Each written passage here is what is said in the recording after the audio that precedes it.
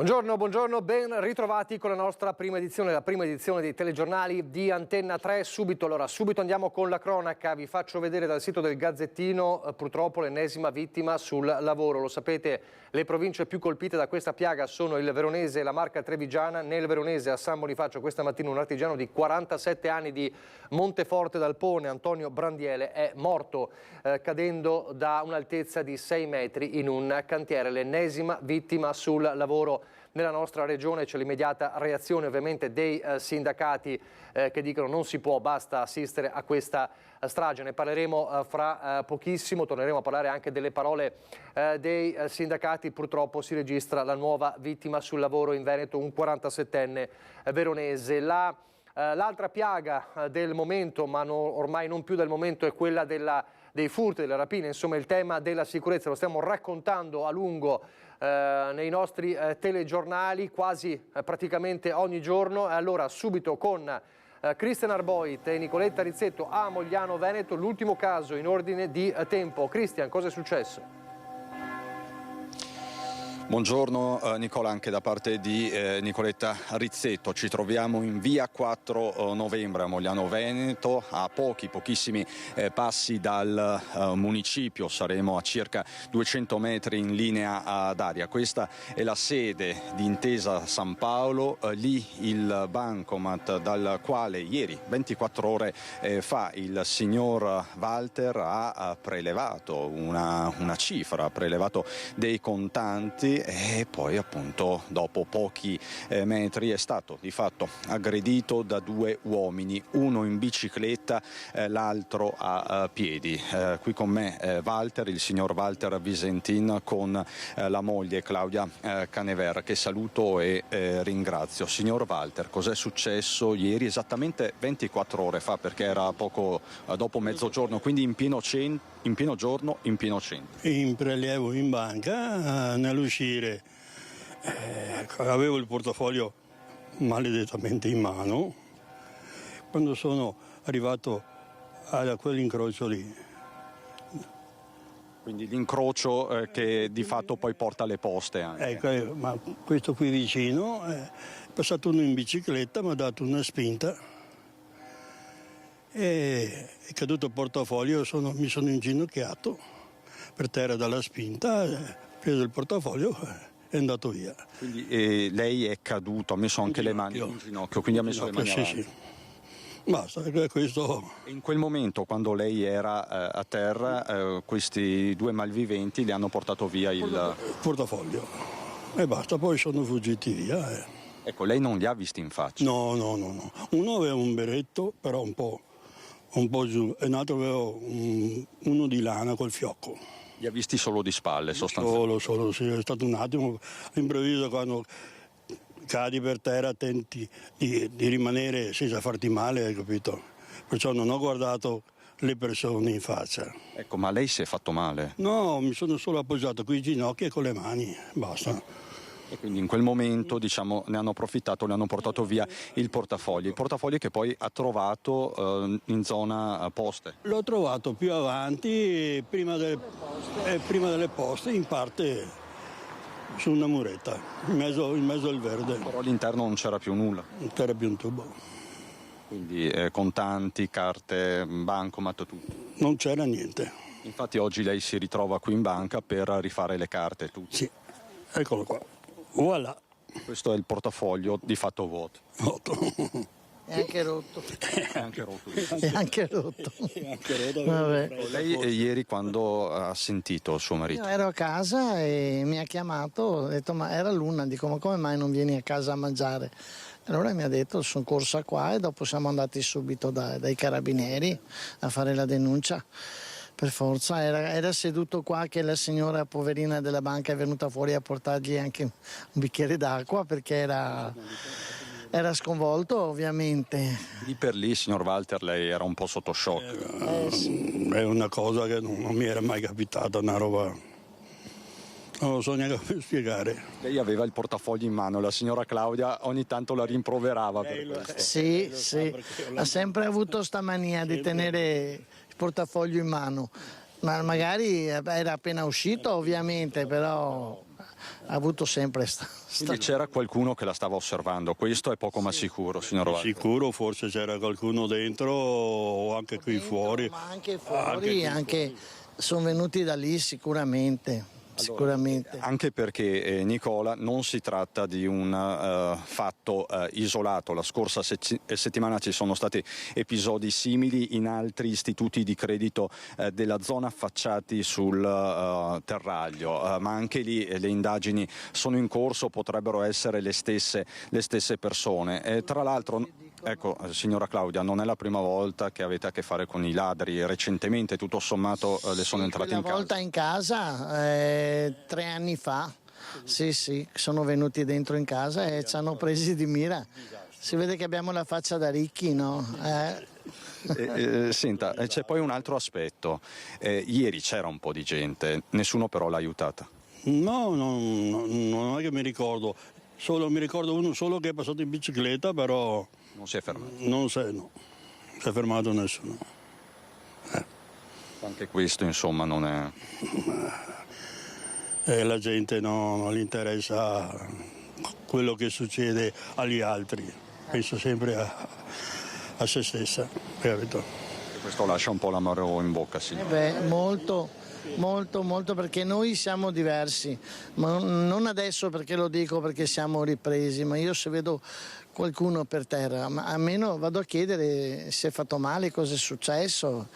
Invece la gente non gliene frega proprio niente. Ecco. Poi, signora, stamattina quando ci siamo sentiti lei ha detto no, noi ci vogliamo mettere la faccia perché è giusto che la gente sappia conoscere. Sì, deve stare molto attenta la gente, mi raccomando i portafogli sempre in borsa, mi raccomando. E mai in mano. Mai in mano. Ecco. Io vi ringrazio davvero per questa vostra testimonianza. Nicola, da via 4 novembre a Mogliano Veneto è tutto, con Nicoletta Rizzetto ti restituisco la linea. Grazie a Cristian Arboiti, Nicoletta Rizzetto e anche alla coppia di Mogliano, insomma, che gentilmente si è accettato, insomma, di raccontare questa brutta vicenda. Torneremo alla cronaca fra poco, ma c'è un altro tema caldissimo, quello del rischio di, pensate, 500 medici in fuga, ovviamente verso il privato. Il tema è quello del taglio delle pensioni, c'è l'ordine dei medici in rivolta. Chiara Gaiani da Padova, buongiorno Chiara.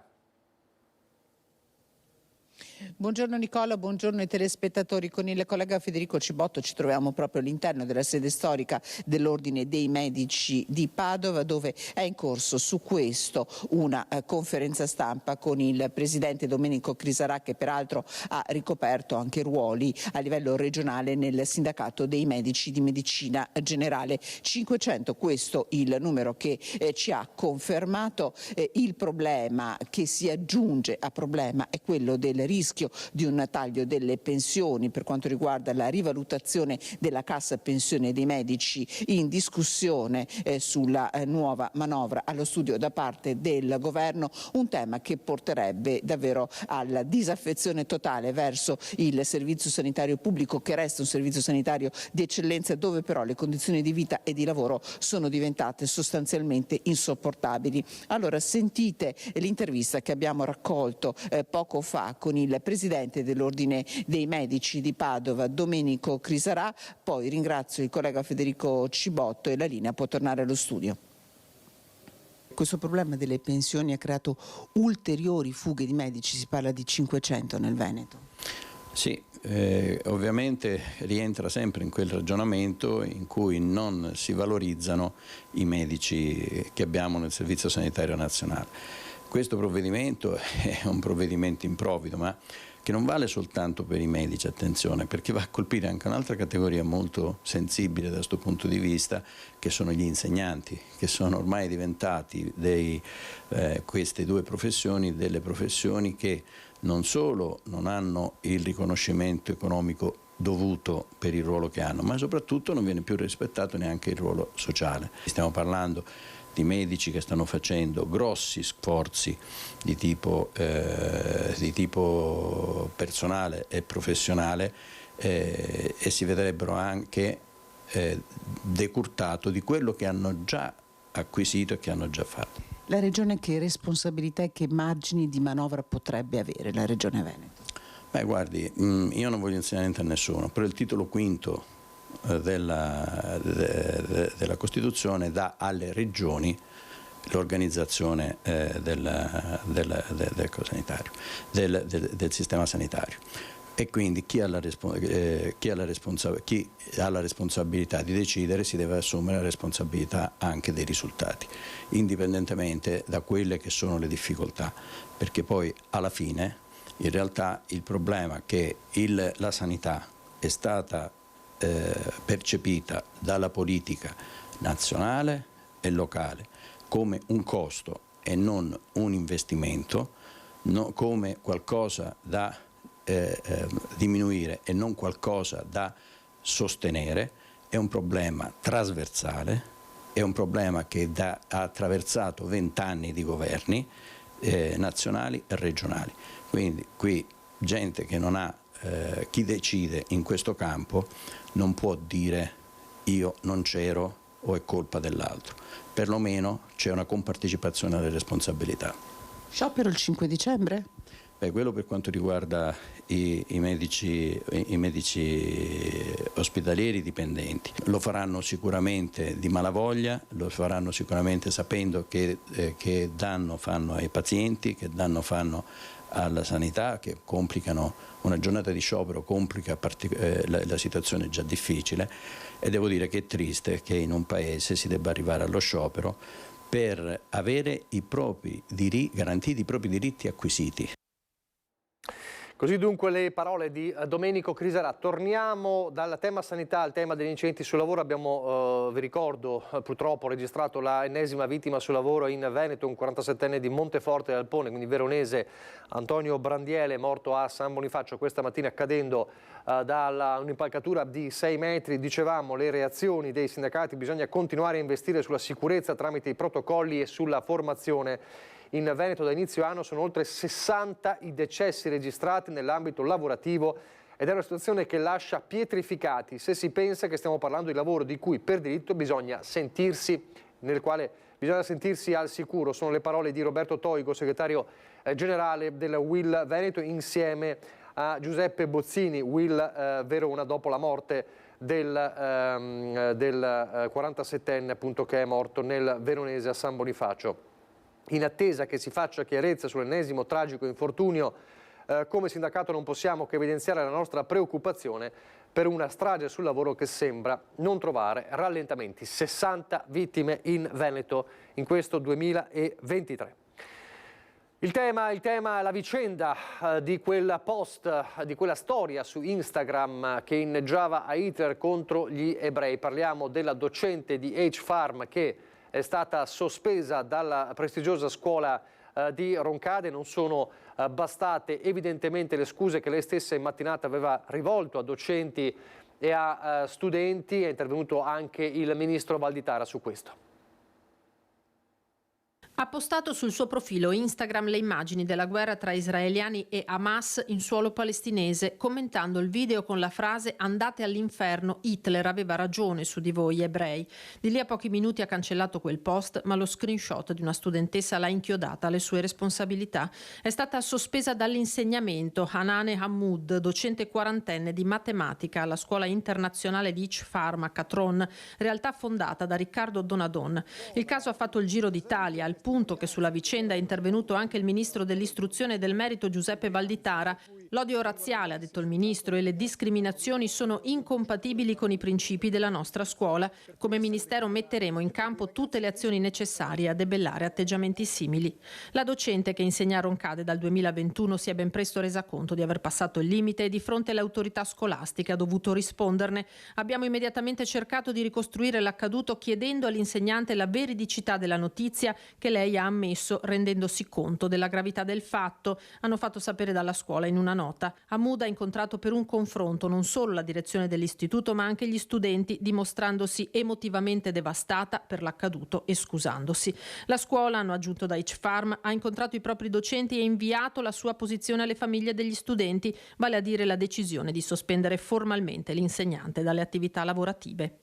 Una docente in una scuola deve sempre essere più attenta di tutti a che cosa dice, che cosa esprime. Bene ha fatto la scuola ad essere molto dura e molto immediata.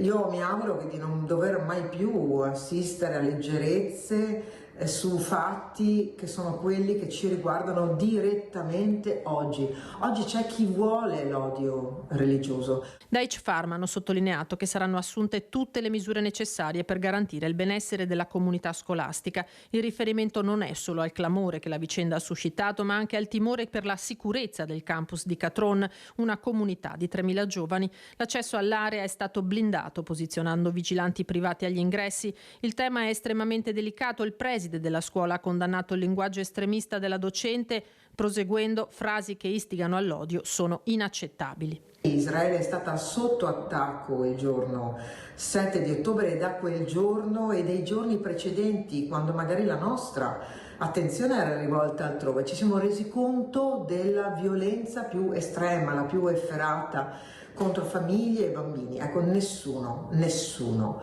può trovare giustificazione a quello.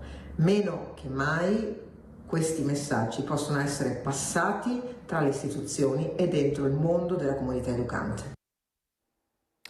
Diceva Lina Paronetto nel servizio il timore per la struttura stessa, un timore ovviamente chiaro, tanto appunto che c'è stato aumentato il livello di sicurezza della scuola ed è un timore che riguarda anche la stessa comunità di Roncade. Cristian Arboit ha raggiunto telefonicamente questa mattina il sindaco Pieranna Zottarelli, sindaco di Roncade, che dice che la situazione è monitorata e la prima cittadina si è già confrontata su questo con il prefetto di Treviso Sidoti. Sentiamo cosa ha detto al telefono.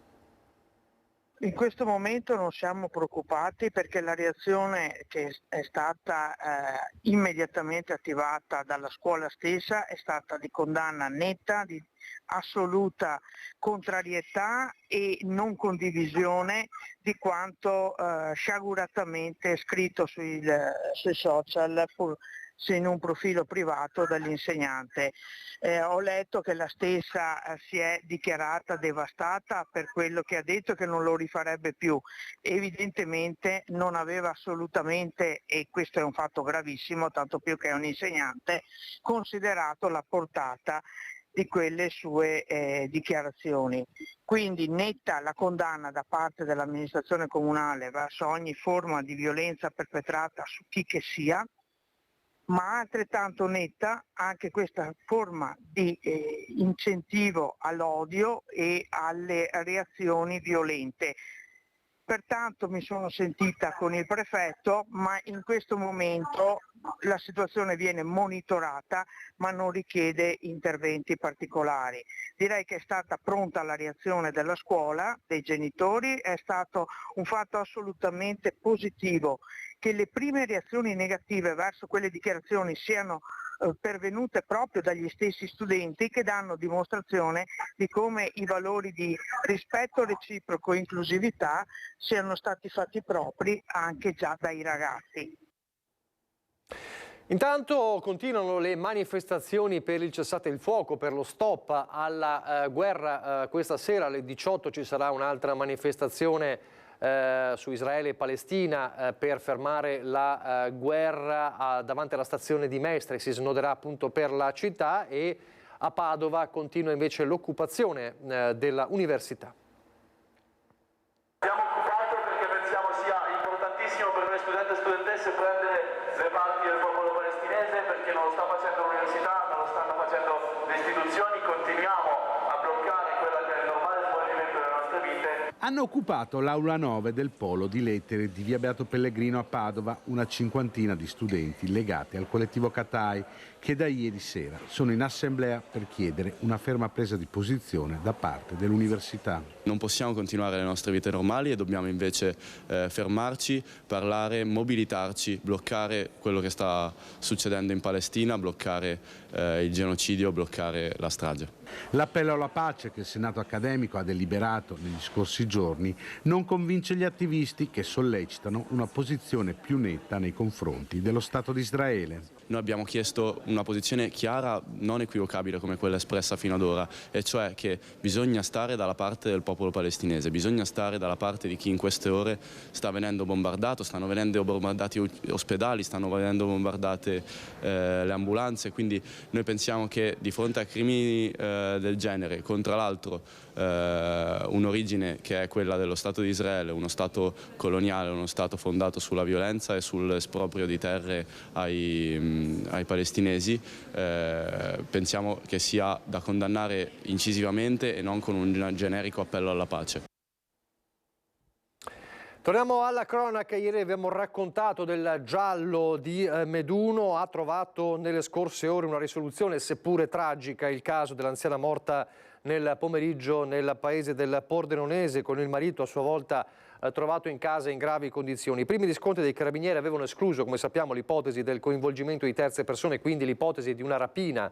Si è potuto poi accertare che la donna, l'82enne Liliana Del Din, sarebbe caduta accidentalmente, procurandosi quelle lesioni poi riscontrate dal medico legale che avevano fatto pensare a qualcos'altro.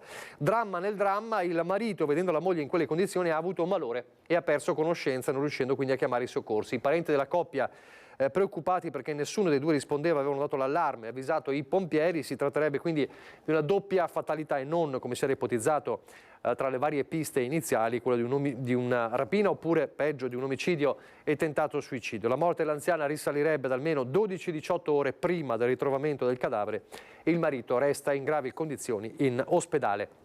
E di morte naturale si parla anche per la tragica fine dell'anziana. Lo ricorderete, trovata appunto cadavere in avanzato stato di decomposizione nella sua casa al Lido di Venezia, tanto che adesso, dopo gli esami, è stato dato il nulla osta per la sepoltura.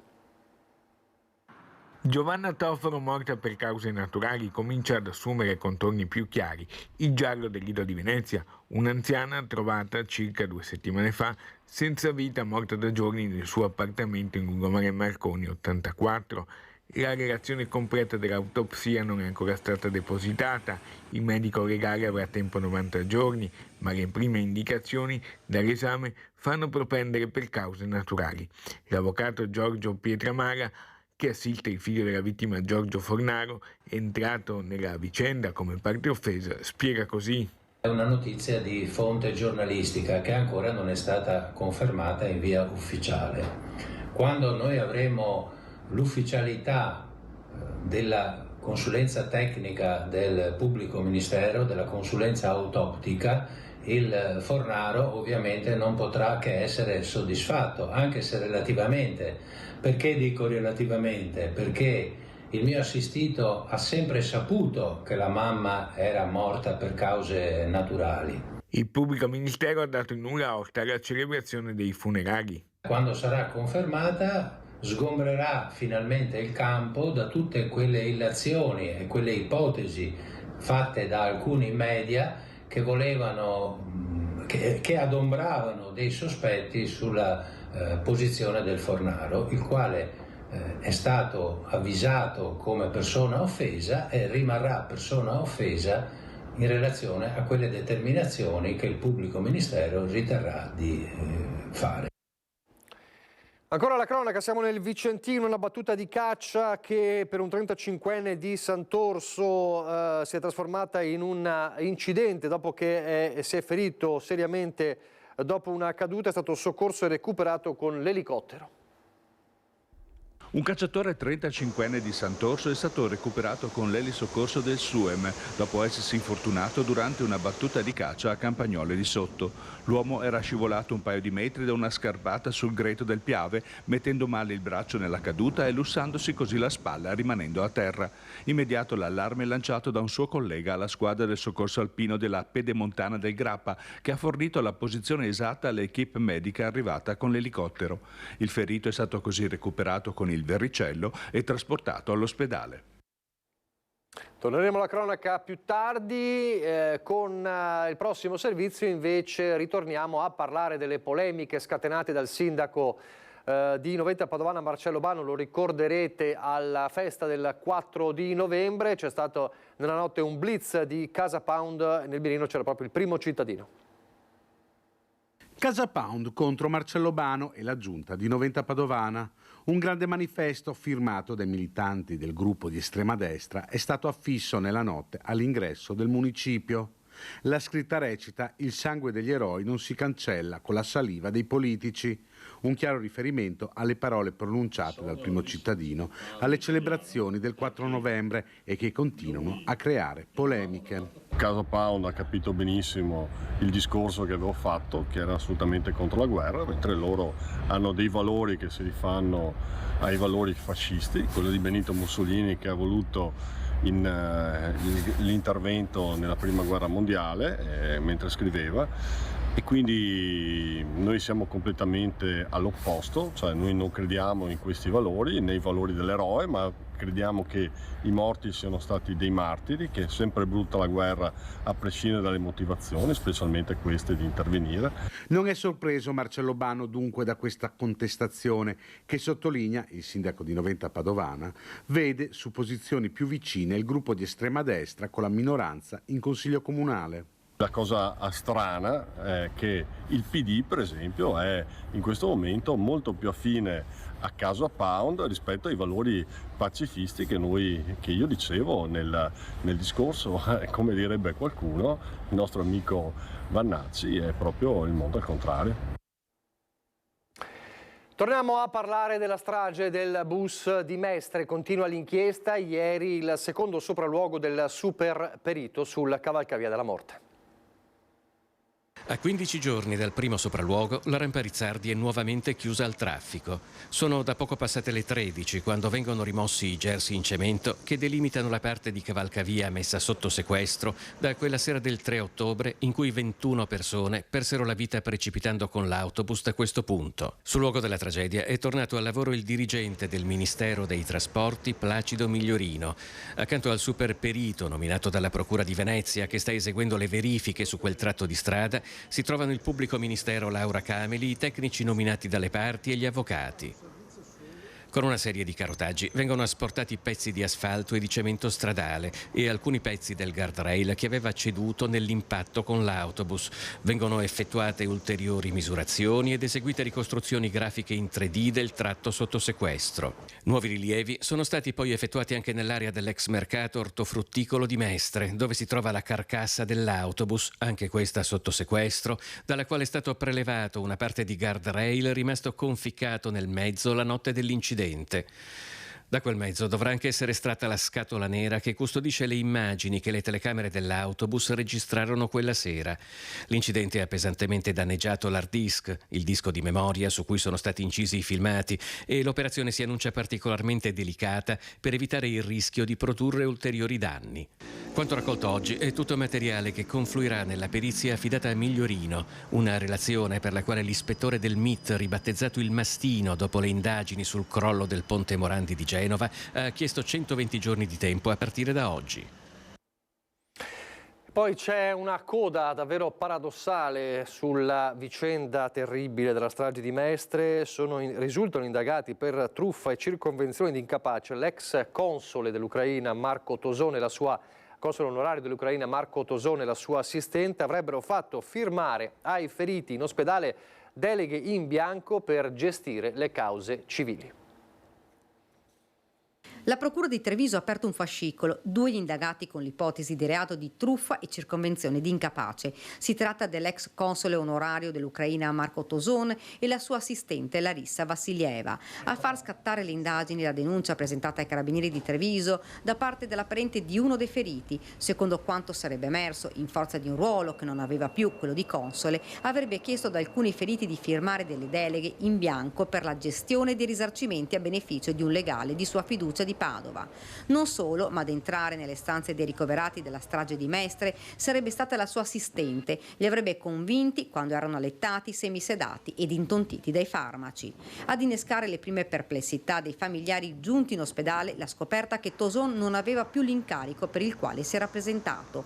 Nei racconti dei familiari, Toson, imprenditore e presidente dell'associazione Hope Ucraine, si sarebbe reso disponibile, appena accaduta la tragedia, a trovare degli alloggi individuati da lui ai familiari e a mettere a disposizione la sua assistente come traduttrice.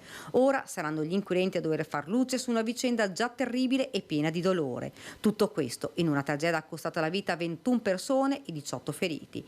Intanto Toson respinge le accuse. A proposito di sicurezza stradale, da Vicenza si trovava alla guida di un autocarro sovraccarico con un tasso alcolemico, pensate, di 4 volte il limite massimo previsto dalle norme. A finire nei guai un 51enne di origine indiana, residente nel Veronese, fermato a Montecchio Maggiore dalla polizia locale dei Castelli durante un controllo stradale.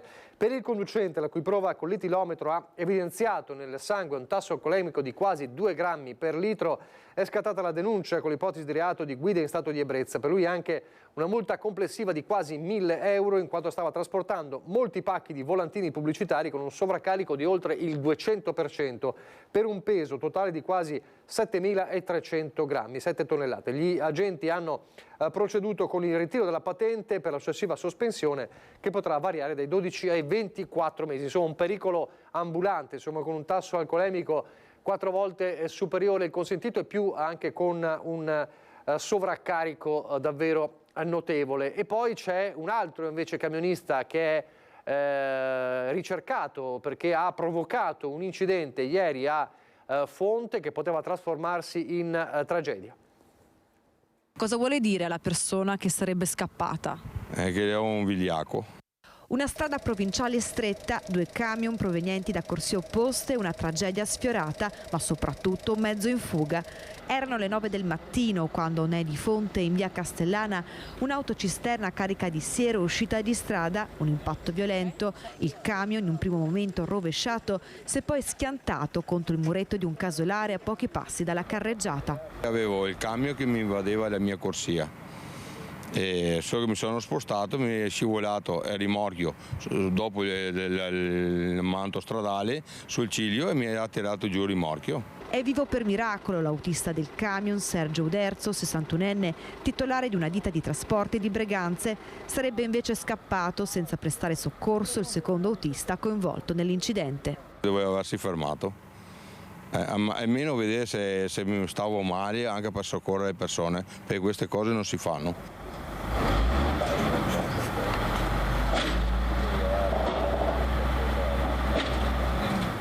Uno svincolo chiave è quello di via Castellana, una provinciale che collega la Pedemontana al centro di Onè di Fonte, già teatro di numerosi incidenti stradali, almeno 7 da inizio anno. Noi stiamo chiedendo alla provincia di intervenire quanto prima, nel minor tempo possibile, per un allargamento di tutto il tratto e servire la strada in maniera idonea ed equa. È un tratto pericoloso e noi non intendiamo più sopportare oltre questo disagio.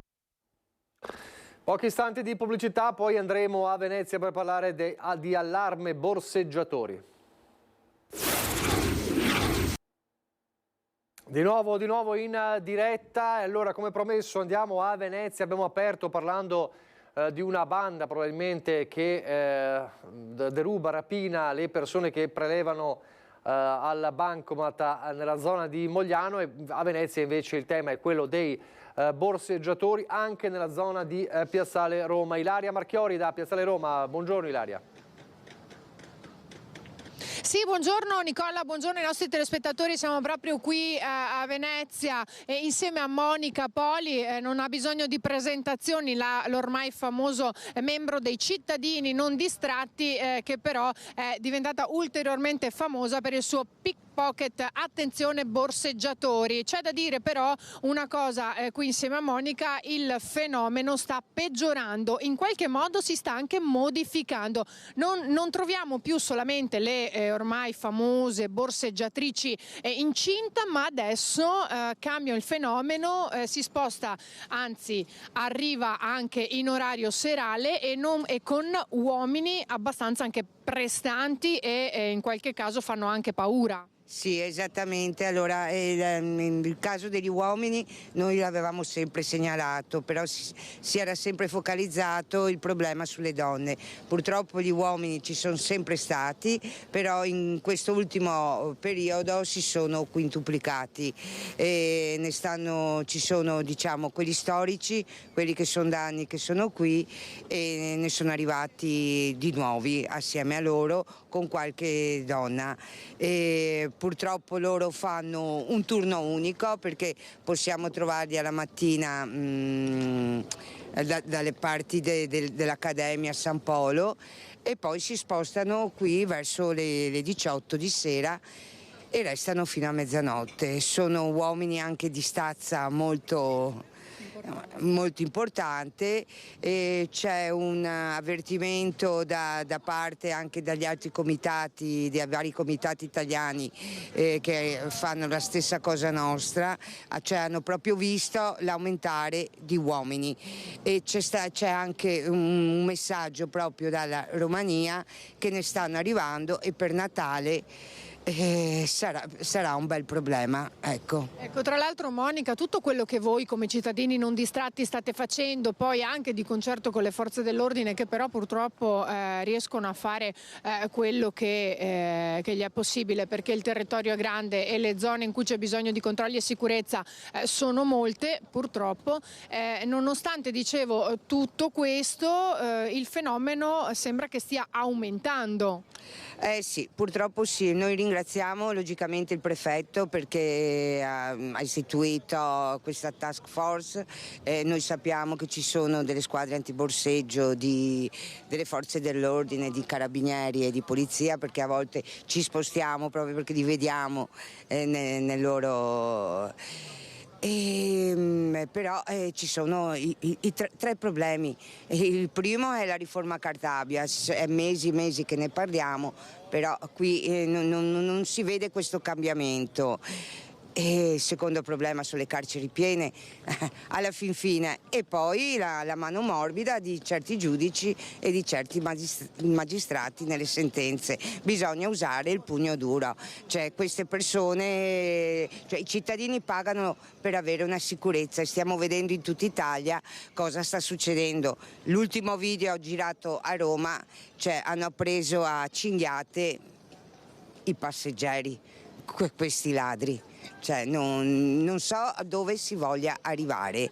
Qui c'è tutte le leggi all'incontrario e non va bene. L'appello di Monica Poli è chiaro, ovviamente lei, come tutti gli altri membri dei cittadini non distratti, continueranno a dare il loro contributo. Tra l'altro volevo dirvi che proprio mentre eravamo in attesa di collegarci in diretta sono passati due ragazzi che l'hanno riconosciuta e l'hanno ringraziata, le hanno detto grazie per tutto quello che lei e gli altri membri del gruppo Cittadini Non Distratti fate per noi, dunque per i cittadini, e quindi anche è giusto che venga riconosciuto in questo caso tutto il lavoro e lo sforzo che fanno anche loro. Poi l'appello, come sempre, va ancora una volta alla giustizia. Grazie a Monica Poli, da Venezia è tutto, restituisco la linea allo studio. Grazie Lena Morchioli, grazie a Monica Poli, grazie a Simone Merlo per la parte tecnica. Gli energumeni adesso in campo anche tra i borseggiatori, e poi ci sono anche i minorenni, i baby truffatori, che nel caso che vediamo nel prossimo servizio hanno affrontato una trasferta, pensate, di 700 km per andare a colpire anziani a Padova. Minorenni incensurati arrivati da Napoli a Padova su un'auto senza avere nemmeno la patente e pronti a truffare anziani. La polizia di Padova ha fermato due minorenni trovando in macchina un sacchetto con gioielli, orologi e preziosi per un valore di circa 400.000 euro. I due minori erano partiti dal capoluogo campano nella notte per raggiungere la città del Santo in mattinata. Nelle prime ore di ieri, in questura, erano arrivate segnalazioni di telefonate sospette ricevute da donne sole e anziane che sospettavano un raggiro. Una pattuglia ha quindi intercettato l'utilitaria bianca con a bordo i 2 diciassettenni che giravano in città senza un'apparente meta. Dopo un'ora di pedinamento, l'auto è stata fermata e controllata, trovando a bordo un sacchetto di stoffa contenente molti preziosi. Gli investigatori hanno quindi rintracciato 2 donne ottantenni residenti in centro che denunciavano di aver consegnato una un sacchetto con circa 300.000 euro in orologi e gioielli, l'altra monili d'oro per il peso di circa mezzo chilo. I beni sono stati riconsegnati alle 2 signore, mentre i minorenni sono stati denunciati e affidati alle famiglie in attesa di ulteriori indagini per risalire ai complici e del processo che li vedrà accusati di truffa. La criminalità non conosce confini, lo sappiamo bene, soprattutto in Veneto. Andiamo in centro a Treviso, meglio in un quartiere di Treviso, San Liberale, dove c'è stato un accoltellamento tra stranieri all'interno di un kebab, ovviamente momenti di paura. Ancora non riesce a darsi una spiegazione la titolare del kebab in via Emilia San Liberale. La sera di domenica un cliente abituale è entrato nel locale e senza dire una parola ha preso un coltello ed ha minacciato la titolare del locale, poi ha colpito al braccio e alla mano un avventore. Immediatamente è stato dato l'allarme, sul posto sono giunte subito alcune volanti della polizia. Gli agenti hanno fermato il 35enne di origini marocchine e denunciato per lesioni e minacce aggravate. La persona colpita dai fendenti è stata trasportata in ospedale dove i medici gli hanno riscontrato lesioni guaribili in una decina di giorni. Il caso dei multati a Cadoneghe dopo l'arrivo dei primi annullamenti da parte del giudice di pace, il comitato spontaneo che li riunisce si dà appuntamento di nuovo davanti alla prefettura di Padova. La protesta tra una settimana esatta. Si ritroveranno sabato 18 novembre alle 11 davanti alla prefettura di Padova i multati dal Velox di Cadoneghe per chiedere alle istituzioni cittadine e al comune di Cadoneghe di non spegnere i riflettori sulla vicenda. 80.000 le sanzioni scattate dai 2 Velox posizionati da fine giugno lungo la strada del Santo e poi spenti con un attentato il 9 agosto. Il giudice di pace nei giorni scorsi ha cancellato le prime 22 multe a fronte dei ricorsi presentati. Solo una goccia nel mare, sottolineano i multati riuniti in una chat che raccoglie 400 persone. I multati non saranno soli, annunciano. Davanti alla prefettura il 18 novembre avranno accanto i compagni, i figli, gli amici. Chiedono l'annullamento di tutte le sanzioni emesse e il rimborso di quelle già pagate. Su questo punto, come è stato chiaro sin dall'inizio, non sono disposti a trattare. Nel frattempo, proprio in questi giorni, come annunciato in settimana, dovrebbero emergere i primi riscontri sull'indagine interna avviata nel comune di Cadoneghe, dove è al lavoro un consulente esterno incaricato di esaminare tutte le procedure. A Vicenza con il processo Miteni, le mamme no fas, PFAS ieri in aula in tribunale per raccontare le loro esperienze.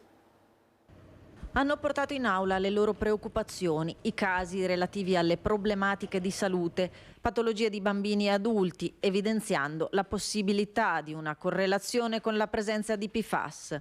Sono i cittadini delle aree del Vicentino coinvolte dalla contaminazione che, test di parte civile nel processo Miteni, hanno raccontato le loro esperienze, tra loro le mamme riunite nel comitato Mamme No FAS. Ci sono bambini nati a basso peso, bambini con il colesterolo, ma anche ragazzi e adolescenti con tumori ai testicoli.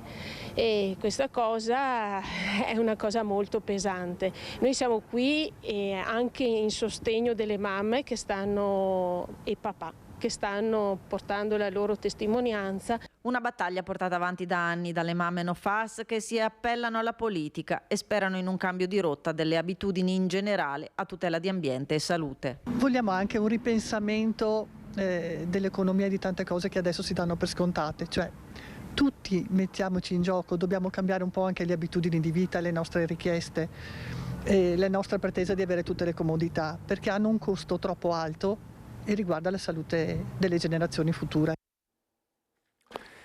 I lavoratori poveri del terziario sono soprattutto i camerieri, ma anche i vigilantes, coloro che lavorano nell'ambito delle pulizie. Un'indagine della CGIL ed è, diciamo, uno dei motori dello sciopero che porterà il prossimo 22 dicembre proprio i lavoratori del terziario a incrociare le braccia. Un lavoratore in vigilanza full time porta a casa tra i 1.200 e i 1.300 euro al mese, con un orario di lavoro a 40 ore settimanali, lavoro notturno ovviamente perché si svolge prevalentemente nell'arco di tempo che va dalle 22 alle 6 del mattino. Indebitati pur lavorando è la situazione di tanti lavoratori anche del mondo del terziario. Ad impoverirli l'inflazione che ha eroso i consumi, ma anche contratti mai adeguati se non addirittura pirata. Secondo l'indagine redatta dalla categoria Filcams, tra i lavoratori più poveri ci sono i camerieri, gli addetti alle pulizie delle cooperative, i vigilantes. Questi ultimi con contratto nazionale appena rinnovato, ma sul quale serve portare avanti una battaglia per adeguare la retribuzione all'inflazione. Non dimentichiamoci che in Italia non esistono ad oggi strumenti legislativi per contrastare e adeguare gli stipendi all'aumento dell'inflazione. Questo può avvenire solo con i contratti collettivi nazionali, che sono uno strumento importantissimo, fondamentale da preservare e che in qualche modo pensiamo che possono essere garantiti e ulteriormente rafforzati da una legge che introduca un minimo orario come una legge sul salario minimo. Per difendere queste categorie i sindacati hanno convocato uno sciopero a sostegno di quello regionale fissato per il 24 di novembre in Veneto. Si fermeranno i lavoratori il 22 dicembre per 8 ore.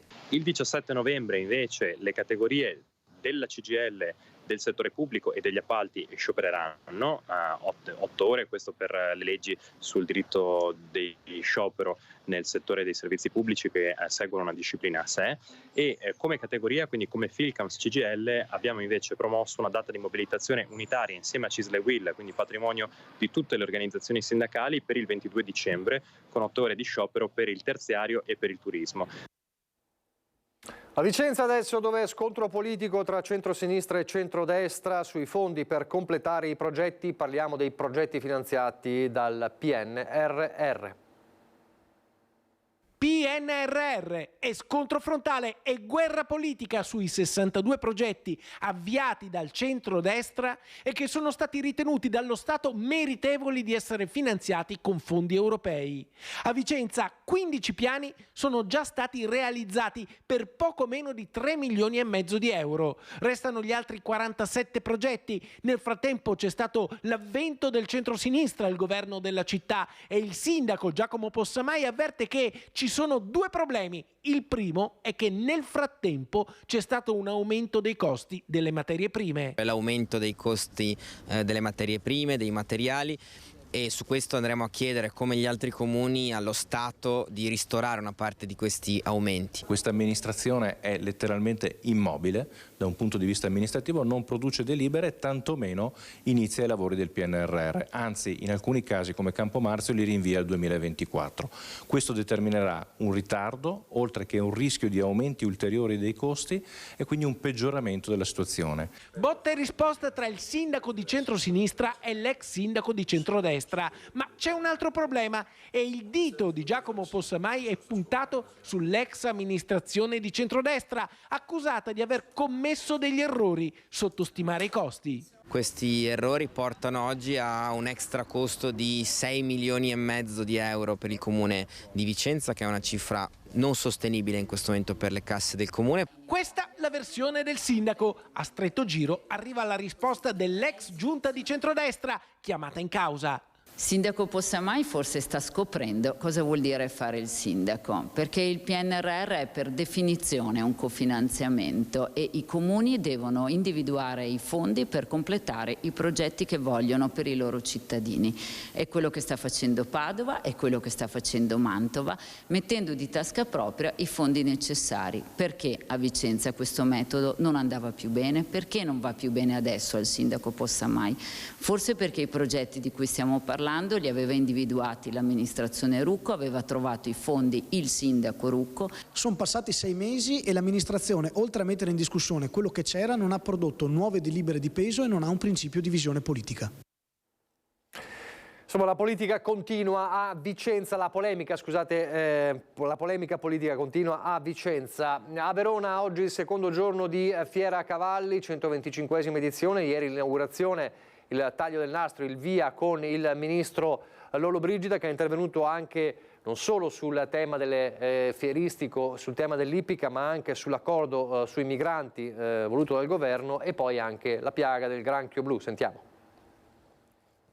Abbiamo stanziato 13 milioni trovandoli nel nostro bilancio, cioè senza dover aspettare la legge di stabilità, quindi i primi interventi sono già arrivati e arriveranno nei prossimi giorni quelli ulteriori, però l'abbiamo detto con coraggio all'inizio, il granchio blu può essere anche un'occasione, perché è una pietanza che in soli 2 mesi si è affermata nella ristorazione.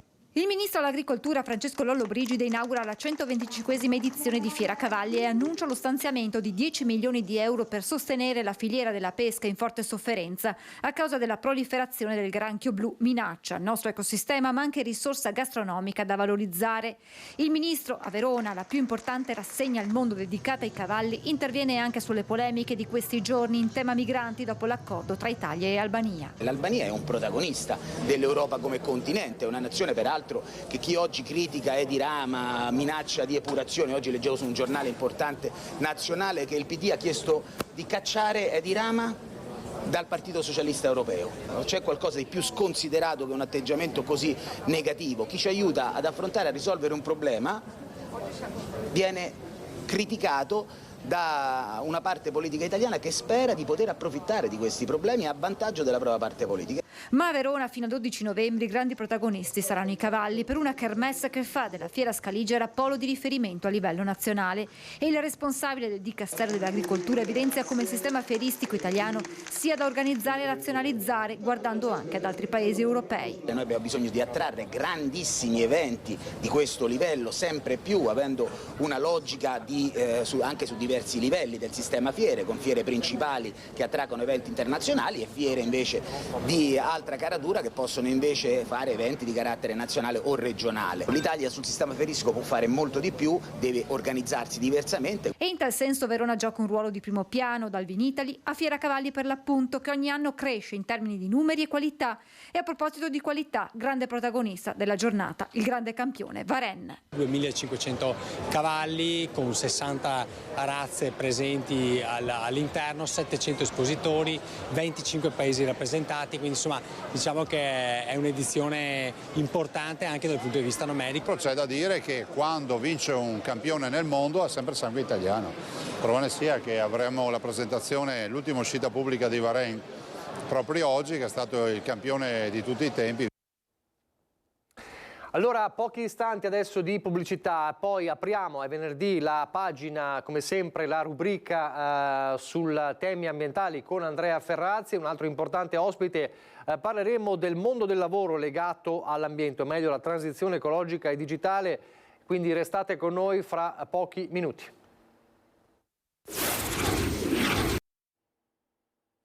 Rieccoci in diretta alla nostra prima edizione, come sempre come ogni venerdì torna a trovarci Andrea Ferrazzi. Buongiorno Ferrazzi. Buongiorno a tutti. Allora, ospite importante di oggi, lo presentiamo subito in collegamento Skype, Giorgio De Rita, segretario generale del Censis. Buongiorno. Buongiorno a voi. Ecco, c'è il leggero ritardo tra l'audio e il video. Provi a dire che cos'è il Censis intanto, così lo spieghiamo anche ai nostri telespettatori e chi non lo sa. Il Censis è una fondazione, è un istituto di ricerca privato che si occupa oramai da quasi 60 anni di esplorare e interpretare le dinamiche sociali del Paese. Ogni anno realizziamo un rapporto sulla situazione sociale del Paese, quest'anno siamo alla 57esima edizione e lo presenteremo al CNEL il 1° di dicembre, quindi fra pochi giorni. Insomma, è l'istituto di ricerca socio-economica più importante, insomma, che c'è in Italia. Allora, noi con lei cercheremo di approfondire insieme a Ferrazzi una parte importante del percorso verso la transizione ecologica e digitale, cioè come cambia il lavoro e il concetto stesso di lavoro. Allora, le chiedo questo, mentre faccio la prima domanda a Ferrazzi, se può cortesemente provare a scollegarsi e a ricollegarsi, facciamo un altro tentativo con la regia, in modo che si allinei l'audio al video, così poi siamo ottimali. Allora, Ferrazzi, noi partiamo da un dato che il mondo del lavoro, la concezione del lavoro è cambiata soprattutto tra i giovani, lo sappiamo, lo raccontiamo ogni giorno, ma cerchiamo di capire come questo si lega a transizione ecologica e digitale. Ma sa, la transizione ecologica e quella digitale saranno i grandi filoni all'interno del quale si muoverà il mondo del lavoro domani. In realtà già sta succedendo oggi, anzi è già da ieri questa trasformazione, questa rivoluzione vera e propria.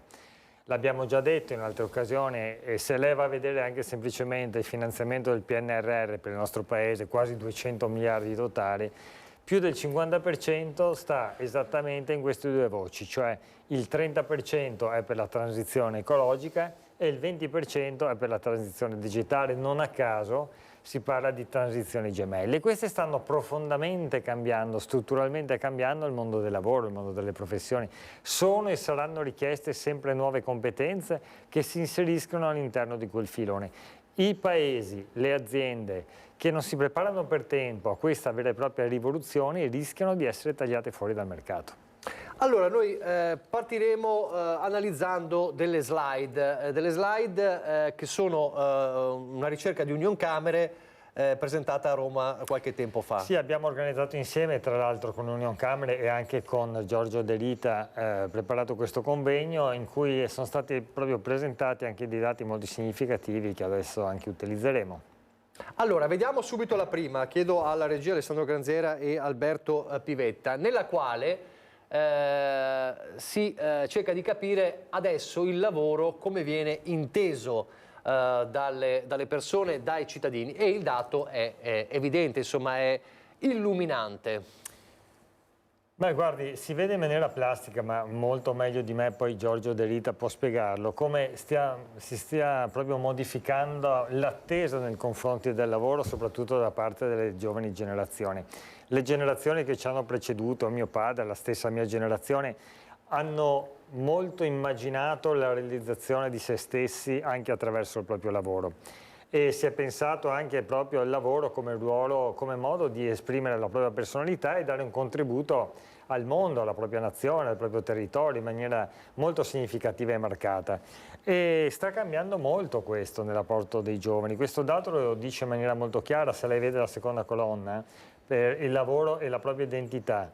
Il 62% dei cosiddetti millennials, cioè i nati nel periodo 81 e 96, quindi anche giovani, molti di questi, per loro il lavoro era centrale per la propria identità, invece per i nati dal 97 al 2012, la cosiddetta generazione Z di cui molto parliamo, meno della metà immagina di identificare se stesso con il proprio lavoro. E lo immagina sempre di più semplicemente quindi come un mezzo per vivere, e questo sta cambiando strutturalmente anche il rapporto domanda-offerta, come molte aziende, per esempio quella nella quale io lavoro, sperimentano ogni giorno. De Rita, cosa leggiamo quindi? Cosa accade a questa generazione Z e come cambia questo il rapporto?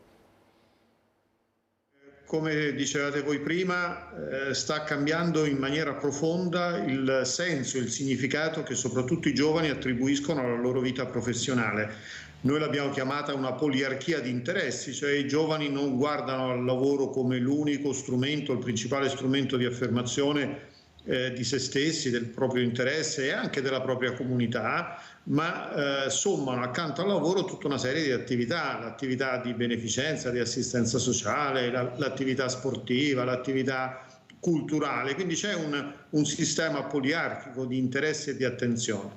C'è un dato strutturale che però dobbiamo sempre sottolineare, è che il nostro Paese negli ultimi 30 anni ha visto crescere pochissimo il livello delle retribuzioni medie. L'Italia è cresciuta dello 0,4%, la Francia di quasi 100 volte tanto, la Germania altrettanto, quindi questo congelamento dei salari di fatto ha in qualche modo anche svuotato di significato la possibilità di utilizzare il lavoro come mezzo di affermazione dell'identità e del proprio percorso di costruzione del benessere.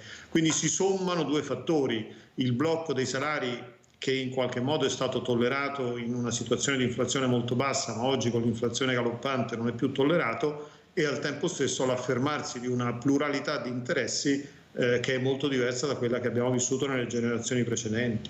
Ecco, questa indagine è possibile capire se anche all'estero il pensiero è lo stesso tra la generazione Z, anche dai paesi, diciamo, d'Europa? È una caratteristica italiana o in generale sta cambiando anche per le altre generazioni Z?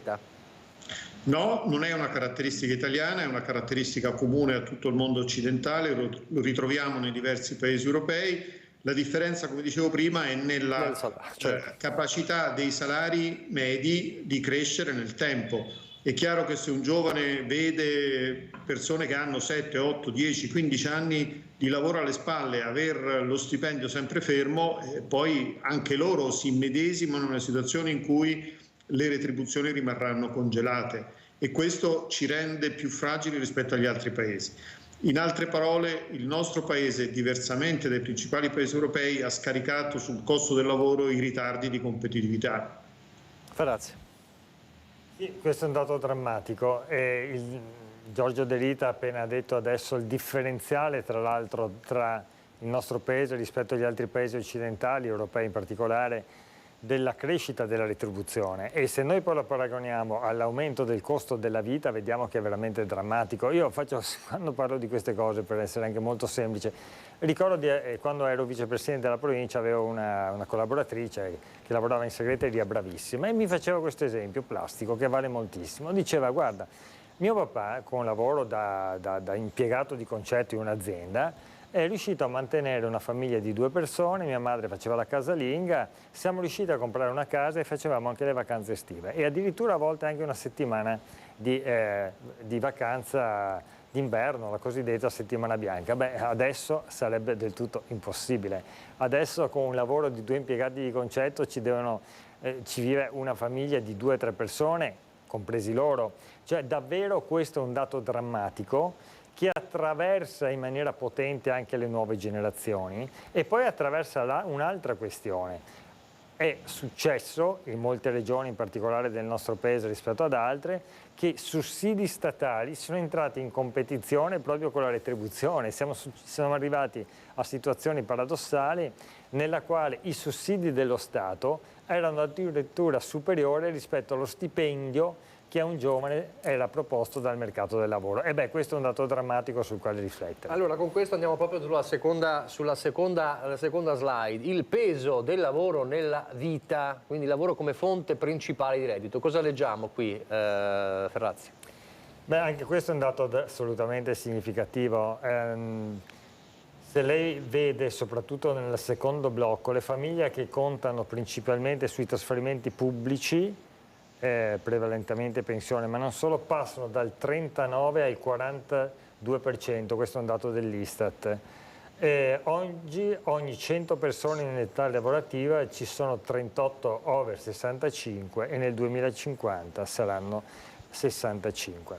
Allora, 2 dati significativi che emergono, no, da queste 2 considerazioni significative. Beh, innanzitutto il fatto che le famiglie contano sempre di più sui trasferimenti pubblici, e questo è un dato drammatico. Quando De Rita parlava di produttività parlava anche di questa cosa qui. In questo si inserisce certamente anche tutta la polemica che c'è stata in questi anni del reddito di cittadinanza. Guardi, per sgombrare il campo, siccome la povertà nel nostro paese è un dato drammaticamente presente, io sono del tutto convinto, l'ho sempre sostenuto, che forme di aiuto, di sostegno, di sussidio lo Stato le debba garantire per consentire a tutti una vita dignitosa. Ma queste forme di sussidio devono essere finalizzate non all'assistenzialismo, ma all'assistenza. C'è una forma di sussidio che ti aiuta a emanciparti e ti inserisce in un percorso di crescita in modo tale che tu possa essere messo nella condizione, anche attraverso il tuo impegno, di sviluppare il tuo potenziale e di diventare autonomo per te, per la tua famiglia, per la tua dignità e anche per il bene della società. Non sempre questo è avvenuto. Io per esempio non ho mai criticato il reddito di cittadinanza, anche quando ne discutevamo in Senato o in quanto tale, ma come è stato costruito il reddito di cittadinanza. Ho sempre sostenuto per esempio che il reddito di inclusione, quello precedente, che metteva insieme, per esempio, a livello di base, soprattutto le attività dei comuni che conoscono il territorio, che offrono sistemi di integrazione lavorativa, formativa, eccetera, forse da preferire. Certamente uno strumento che andava migliorato, maggiormente finanziato. Io credo che si dovrà ritornare a forme di quel tipo. De Rita. Sono d'accordo, bisogna distinguere secondo me due temi. Il primo, come diceva anche prima il dottor Ferrazzi, occorre distinguere fra chi realmente ha bisogno di assistenza, chi realmente è povero e in difficoltà, non riesce a uscire da una condizione di fragilità umana e professionale, e chi invece ha imparato a fare della povertà merce di scambio, ha imparato a navigare fra bonus, fra sistemi di assistenza, fra aiuto da parte delle associazioni, e che di fatto gli ha costruito una via di fuga tutto sommato comoda.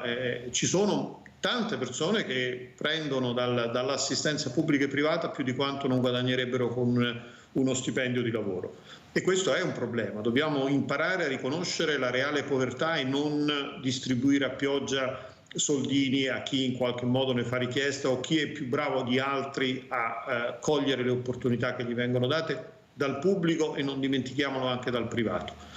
Il secondo tema invece è di riuscire a dare un po' più di senso al lavoro, cioè di far capire sempre di più che in fondo è lavorando che costruisci il tuo percorso di vita, il tuo percorso di identità e anche il tuo percorso familiare. Altrimenti rischiamo, svuotando il senso e il significato del lavoro, di impoverirlo ulteriormente. C'è un dato che voi avete pubblicato, cioè l'aumento dell'occupazione e la riduzione progressiva delle ore lavorate. Questo è dovuto in larga parte dal cosiddetto part-time involontario, cioè le imprese preferiscono alla fine assumere persone a part-time, lavoratori che sarebbero disposti a lavorare più ore, ma che in qualche modo scambiano il part-time, quindi qualche soldino da guadagnare, con una sorta di fragilità del proprio percorso professionale. Il part-time involontario è uno dei problemi, riguarda soprattutto i giovani e le giovani donne in modo più significativo, che andrà affrontato, perché altrimenti il nostro rimane un paese che vive di sussidi e di piccole furbizie. Posso chiederle, secondo lei è stato spesso usato giustamente come elemento di causa di tanti fattori, a volte anche come capro espiatorio, ma in questo caso il periodo terribile del Covid quanto può aver influito, secondo lei, De Rita? Ha influito in due direzioni. La prima direzione è positiva, in qualche modo ha rimesso al centro il tema del lavoro, il tema della qualità del lavoro, il tema della partecipazione del lavoro da parte di tanti, dove abbiamo avuto in qualche modo lo sforzo di fare tutti insieme qualcosa, soprattutto usando le nuove tecnologie, dove eravamo invece molto indietro rispetto agli altri paesi europei. Dall'altra parte però ha rotto un sistema di relazioni che invece era fondamentale, cioè lo stare a casa a lavorare non è come lo stare in ufficio, perché in ufficio ti confronti con il capo, ti confronti con i colleghi, ti confronti con persone con cui magari hai pochi rapporti, ma hai una relazione. Se rompi quel sistema di relazione finisci per accrescere la solitudine, e uno dei fenomeni sociali forse il più rilevante di questi mesi e dei prossimi anni probabilmente è proprio questa solitudine crescente. Il dato che voi sottolineavate di invecchiamento della popolazione o di riduzione del numero dei giovani è un dato che è ben conosciuto da 20 anni, ma su cui poco si fa e poco si pensa. Ed è il secondo aspetto, cioè la solitudine. Se siamo sempre di meno, siamo sempre più soli, siamo sempre più chiusi dentro le nostre case, perderemo il senso di quello che stiamo facendo. Grazie, mi viene in mente una delle tante parole che abbiamo imparato in questi anni, smart working. Lo smart working ha avuto una moltiplicazione, soprattutto dopo il Covid, incredibile dal punto di vista quantitativo. Ormai è inesorabilmente uno strumento usato dalle aziende e con ogni probabilità lo sarà sempre di più. Tutti gli indicatori raccontano questo, cioè raccontano appunto che dal 2019 e poi dal 2020, lo scoppio del Covid in poi, c'è stata un decuplicarsi anche nel nostro paese dei lavori attraverso appunto i lavori agili, smart working e via dicendo, e che questo diventerà sempre più in futuro. Dopodiché anche qua bisogna capirsi, ci sono pro e contro, e soprattutto io credo vada utilizzato con intelligenza. Può essere uno strumento molto comodo, per esempio in alcune condizioni particolari, ma anche in generale per mettere insieme le legittime aspirazioni delle persone, di avere una conciliazione tra il tempo del lavoro e tantissimi altri interessi e attività che possono fare. Ma certamente ha ragione De Rita nel momento in cui dice che quando rompi la relazione rompi proprio anche il senso dello stare insieme, il senso della tua identità. Ognuno di noi è essenzialmente relazione, cioè io sto bene con me stesso quando vivo anche delle relazioni. L'uomo da solo di fatto si deprime, muore, no? Non può essere, no? Noi siamo proprio costitutivamente relazione. E poi c'è un altro aspetto che secondo me non è mai sufficientemente approfondito, per esempio anche la tutela dei diritti dei lavoratori, perché è di ogni evidenza che un lavoro smart diffuso in maniera crescente poi porta a una polverizzazione, a una lacerazione appunto a un isolamento dei singoli lavoratori che rischiano di non essere più capaci di far fronte ad aziende che magari sono anche molto grandi, molto strutturate, molto multinazionali e che rischiano appunto di metterti in condizione di non vivere più con dignità e con rispetto di te stesso il tuo lavoro. Allora entriamo così nella nuova slide, perché allora vediamo proprio cosa si cerca nel lavoro. Allora c'è quella parte della retribuzione che abbiamo già affrontato prima, cioè questa forbice tra salario e potere d'acquisto, e quindi una retribuzione adeguata che non c'è. E solo il 44,2% degli occupati considera il 44% degli occupati considera la retribuzione non adeguata, quindi quasi la metà. Ma poi ci sono altre voci. La condivisione dei valori è diventato un elemento fondamentale. Gli equilibri vita-lavoro, come dicevamo, e la sicurezza. Cerchiamo di capire anche la condivisione dei valori.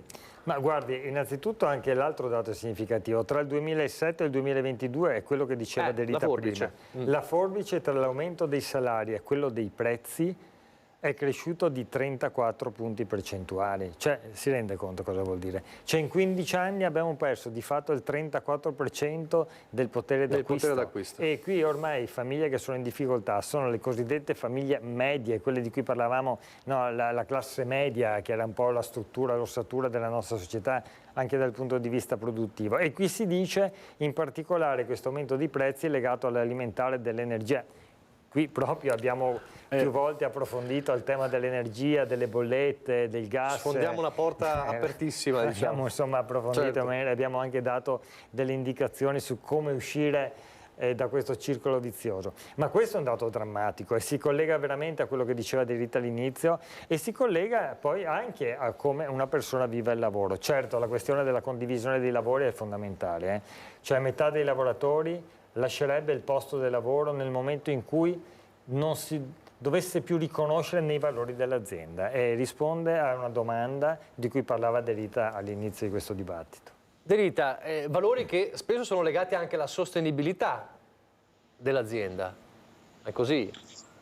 Sì, credo che questo sia uno degli aspetti più interessanti e quello con cui chiunque, me compreso, fa azienda si misura tutti i giorni. Oggi i ragazzi vengono ai colloqui e pensano loro di scegliere l'azienda nella quale lavorare. Non siamo più noi che scegliamo i lavoratori, ma sono loro che scelgono in base a questi valori. Scelgono in base alla sostenibilità, al rispetto della parità di genere, al rispetto della parità di opportunità per tutti, alla tutela ambientale. C'è quell'insieme di valori che si è andato affermando nel tempo e che le persone della mia generazione fanno fatica a riconoscere fino in fondo e che per i giovani invece diventano determinanti. Sono pronti a rinunciare a lavorare o addirittura a lasciare il posto di lavoro se scoprono che quella promessa è stata tradita. E direi però ancora di più i giovani cercano di annusare lo spirito sociale, lo spirito ambientale, cioè cercano di capire se questa grande moda della sostenibilità sociale ed ambientale poi si traduce in fatti concreti. Quindi il principale rischio per le aziende oggi è di perdere i lavoratori perché hanno fatto delle promesse che in realtà non avevano alcuna intenzione di mantenere, il cosiddetto greenwashing. Ecco, i ragazzi sono più furbi di noi, lo sentono a naso se li stiamo prendendo in giro ed è un rischio altissimo perché poi recuperarli sarà molto difficile. Grazie.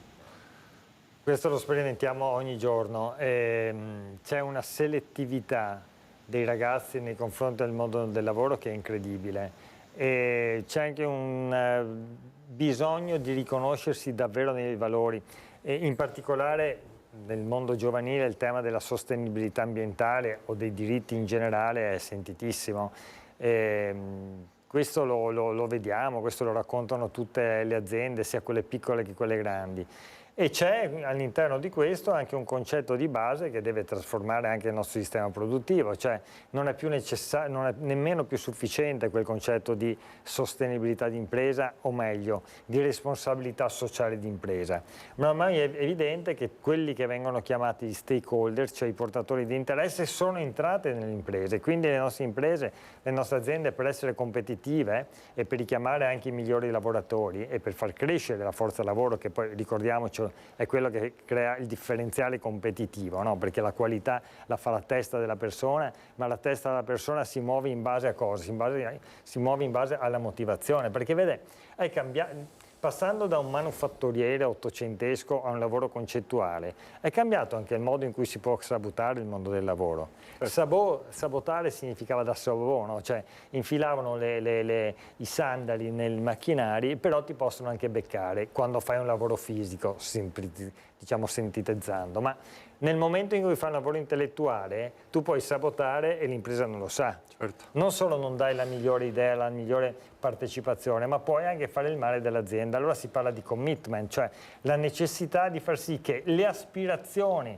i valori del lavoratore possano coincidere massimamente con quelle dell'azienda. Un'azienda che è un'azienda porosa, che non è più l'azienda padronale di una volta, così non funziona e non funzionerà mai più, ma è un'azienda che deve capire, e sta capendo, diciamo con modalità diverse, che i portatori di interessi esterni sono quintessenziali anche per il risultato economico dell'impresa stessa.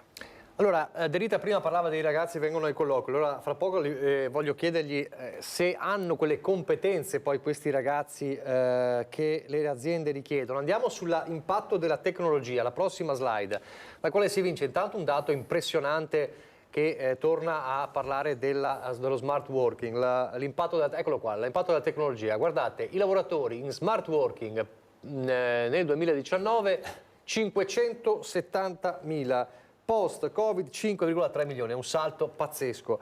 E poi ci sono, che adesso affronteremo le altre colonne, le competenze, le potenzialità. I ragazzi voi, con i quali vi approcciate hanno queste competenze, ne vorrebbero di più, non riescono ad averne perché non c'è formazione? Questo è un discorso particolarmente complesso. Gli ultimi dati che abbiamo pubblicato noi ci dicono che ci sono circa 400.000 posti di lavoro che non riescono a essere occupati dalle imprese per mancanza delle competenze. Quindi è evidente che c'è un problema strutturale di difficoltà delle imprese a trovare competenze non soltanto di tipo elevato, ma anche di tipo manuale. Operai specializzati sono difficilissimi da trovare. Quindi c'è un gap di competenze importante nel nostro Paese. Il secondo aspetto è che sono competenze che stanno cambiando a tassi di accelerazione crescenti, quindi sempre più veloci, quindi diventerà sempre più difficile trovare persone che hanno quelle competenze specifiche che oggi le imprese richiedono e su cui sarà anche molto difficile poi inseguire attraverso i sistemi formativi. È un momento molto difficile, al tempo stesso però è un momento ricco di opportunità per tutti, bisognerà imparare a star dentro questa trasformazione. Sul tema del digitale in particolare però dobbiamo ricordare, i dati che voi avete pubblicato pochi secondi fa lo confermano, che il nostro Paese è il più indietro in tutta Europa, cioè la qualità delle competenze digitali assunte dai nostri giovani purtroppo sono più basse delle medie europee e questo è un ritardo di sistema Paese che ci renderà ancora più difficile star dentro questa trasformazione del mondo del lavoro. È evidente che se il Paese non ha svolto quegli investimenti, non ha svolto quelle attività, diciamo, di modernizzazione dei propri assetti produttivi nella logica della trasformazione digitale, farà sempre più fatica nei prossimi mesi e nei prossimi anni. Quindi un problema di competenze è di due facce. Non le abbiamo, ma soprattutto non abbiamo il contesto nel quale queste possano svilupparsi. Infatti vediamo le competenze, Ferrazzi in Italia solo il 25% competenze digitali medio-alte o alte e nel frattempo entro il 2025, quindi domani, nel mondo per il 73% dei lavoratori saranno necessarie attività di reskilling e upskilling. Cosa intendiamo con questi termini? Vuol dire che bisogna fare un grandissimo piano di formazione per i giovani, ma anche per i lavoratori che già ci sono, perché il mondo del lavoro, anche nel nostro paese, anche per un discorso numerico di crisi drammatica della natalità, è ancora e sarà sempre di più sulle spalle delle persone piuttosto, diciamo, avanti con l'età. Questo è un dato drammatico sul quale riflettere.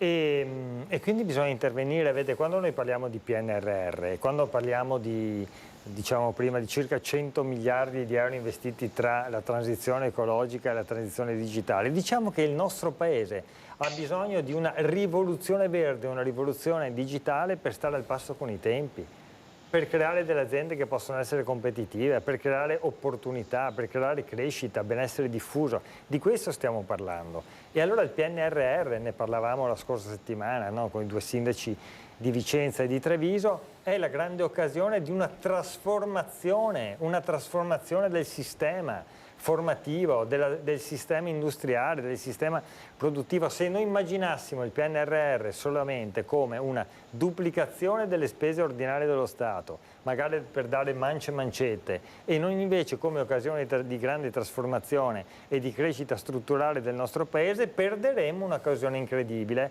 perché 100 miliardi di euro sono 4 volte la legge di bilancio che adesso il nostro Parlamento andrà a votare. E quindi sono soldi che adesso abbiamo ma non avremo per i prossimi decenni. Per quello la sfida di spendere bene quei quattrini all'interno soprattutto della transizione ecologica e della transizione digitale è la sfida da compiere con grandissima determinazione. Vediamo l'ultima slide, perché qui poi allarghiamo, già De Rita un po' lo accennava prima. Vediamo allora, ecco, le difficoltà di reperire da parte delle imprese e le figure professionali con le competenze richieste in tutto il mondo. L'Italia, 69esimo posto su 133 paesi. È la fotografia di una situazione che comunque è complicata un po' dappertutto, De Rita, ma in Italia particolarmente. Sì, è un po' la caratteristica di questo momento, vale nel nostro paese come vale negli altri paesi, cioè un'accelerazione nella domanda di competenze da parte delle imprese che non trova risposta da parte della preparazione dei giovani. Come dicevo prima, questo è un fatto strutturale, nel senso che le tecnologie sono così veloci che diventa anche difficile preparare i ragazzi e le ragazze a quelle che saranno le sfide di domani, quindi in qualche modo dovremo abituarci a questo fenomeno, abituarci al fatto che imprese cercano e i lavoratori non sono disponibili o non hanno le competenze necessarie. Quindi dovremo immaginare anche un sistema di formazione e di educazione continua sul mondo del lavoro su cui gli altri paesi stanno investendo tanto e su cui noi siamo in ritardo. Occorre anche dire però che mentre siamo ultimi nella trasformazione digitale, drammaticamente ultimi, siamo ai primi posti in Europa sul tema della trasformazione della cosiddetta transizione ecologica o dell'economia circolare o della cosiddetta green economy e su questo probabilmente bisognerà fare una riflessione per capire come le eccellenze del nostro paese possono diventare anche motore di traino per lo sviluppo del sistema del lavoro e lo sviluppo del sistema dell'export nei confronti di paesi altrettanto evoluti come il nostro. È una doppia sfida, è una sfida che va di pari passo, ma è una sfida che va affrontata come paese, come sistema paese e non soltanto lasciando alle imprese il compito di formare e di educare i giovani. Grazie. Sì, questa è la grande sfida che abbiamo davanti e dobbiamo percorrerla con velocità e dobbiamo anche difendere alcuni sistemi produttivi, De Rita citava quelli dell'economia circolare, anche nei confronti di a volte scelte un po' miopi da parte dell'Europa. Lei sa quanto io spinga per l'integrazione europea perché è l'unico modo per difendere gli interessi degli italiani, ma dobbiamo anche difendere alcuni settori economici fondamentali. Il settore dell'automotive, il settore del riciclo per esempio della plastica e via dicendo, e su questo dobbiamo compattare anche un'azione politica e istituzionale molto forte, perché a volte abbiamo imprenditori straordinari che hanno creato delle innovazioni straordinarie ma che poi vengono buttati lì senza la capacità di creare un sistema di difesa e di accompagnamento di questa crescita. Peraltro vedo che l'Europa è quasi tutta gialla, quindi è la vecchia Europa insomma, che ha problemi un po' come l'Australia o il Sud America, è un po' tutto il sistema europeo, no? È tutto il sistema, sì. Allora, siamo in chiusura. Io ringrazio davvero Giorgio De Rita per essere stato con noi, per averci portato anche la sua esperienza. Grazie De Rita. Grazie a voi. Grazie Ferrazzi. Allora, la prossima settimana torneremo a parlare di Costituzione e lo faremo con un ospite molto importante. Sì, verrà a trovarci proprio qui in studio, peraltro, un giudice della Corte Costituzionale, il professor Luca Antonini, e discuteremo delle modifiche della Costituzione che abbiamo già avuto modo di approfondire un po' in alcuni dei nostri incontri del venerdì, e in particolare quelle della modifica sull'ambiente, sugli ecosistemi, l'introduzione poi del diritto delle future generazioni e quindi il diritto della salute, la tutela della salute e dell'ambiente stesso, della biodiversità, insomma. Con un giudice costituzionale avremo modo di approfondire questo tema e sarà un onore appunto averlo qui con noi. Benissimo, allora venerdì prossimo con Luca Antonini, quindi il professor Luca Antonini, per parlare di Costituzione e ambiente. Si fa un gran parlare di Costituzione in questo periodo, ma mai delle cose forse fondamentali, cioè dell'ambiente. E soprattutto di una riforma che è arrivata in porto, dopodiché nel nostro paese parliamo per mesi e anni di riforme che poi... Quella è andata in porto, ve lo ricordo, ma poi lo ricorderemo. Grazie Ferrazzi, grazie davvero. Lei, grazie allora, io vi lascio come sempre al film, prima che la pubblicità mi schianti. Allora, Ivanhoe 1952, un classico con Robert Taylor e Elizabeth Taylor dal storico romanzo di Walter Scott. Quindi dopo il merito della pubblicità, Ivanhoe. Arrivederci.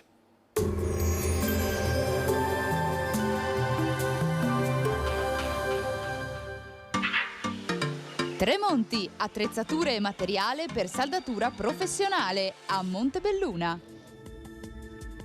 Benvenuti al meteo, previsioni per venerdì 10 novembre. Sul Veneto cielo coperto la mattina con schiarite a partire dal primo pomeriggio in pianura.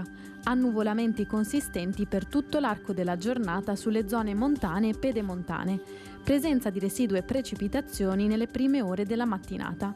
Dal pomeriggio possibili rovesci anche temporali su settori montani. Probabili nevicate a partire dai 1300 metri. Temperature minime stazionarie tra i 6 e i 10 gradi, massime dai 12 ai 15 gradi. Sul Friuli Venezia Giulia cielo coperto con piogge anche intense al mattino. Tempo variabile per il resto della giornata, salvo qualche precipitazione verso sera. Temperature minime tra i 9 e i 12 gradi, massime sui 13-15 gradi. Sul Trentino Alto Adige nuvolosità irregolare con parziali schiarite, annuvolamenti più fitti con possibilità di deboli precipitazioni. Temperature minime tra i 4 e i 6 gradi, massime sui 12-13 gradi. Dal meteo di Antenna 3 è tutto, arrivederci.